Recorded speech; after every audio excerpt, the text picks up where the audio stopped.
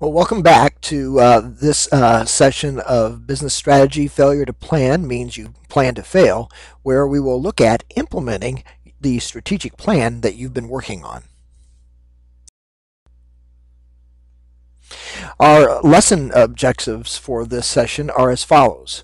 First, to understand something about the external and the internal business environments that affect our business.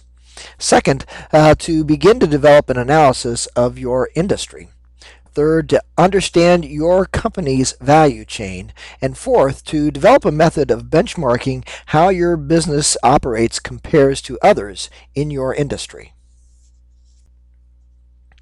The quotes for this week come from two sources. First, from 1 Chronicles 12:32, which says, "And of the sons of Issachar, men who understood the times with knowledge of what Israel should do." From Eric Bowden's The Failure of Strategy, we read, "Brilliant strategies can often obscure the need for energetic action and reflection during execution." One of the things to think about, especially from Eric Bowden's paper, is that we need to focus on not just actions, but energetic actions. His point, when it is time to implement your plan, you must be all in. Furthermore, from 1 Chronicles 12:32, you must do so with an understanding of the times. In other words, we need to be aware of the market forces that influence your business and what succeeds and what fails. Now, to be sure, you'll need to make adjustments on the fly, but once committed, you must apply Walt Disney's motto, keep moving forward. Let's consider a quick recap of Session 4. In the last session, we focused on evaluating our strengths and weaknesses and pursuing only those ideas that are tied into what we're good at, in other words, your core competencies. We also talked about pruning those things that did not have a good fit with your business.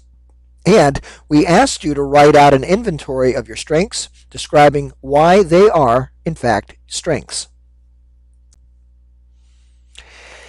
One of the things that we also asked you to do in the last session was the following. First, as we said, to create an inventory of strengths, describing why they are strengths, to indicate if it's a core competence, a competence, or a distinctive competence, and why. We also asked you to apply those 4 resource tests. In addition, we asked you to inventory your weaknesses, describing why they're weaknesses and/or need to be strengthened.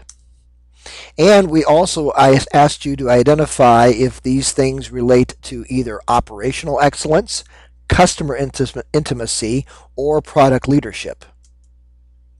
And finally, we asked you to create an inventory of activities that need to be pruned. So what we'd like to suggest that you do is stop the video. Take some time to share with your mastermind group what you have learned. Are there any activities that you really do need to be pruned? Do you need help thinking through that?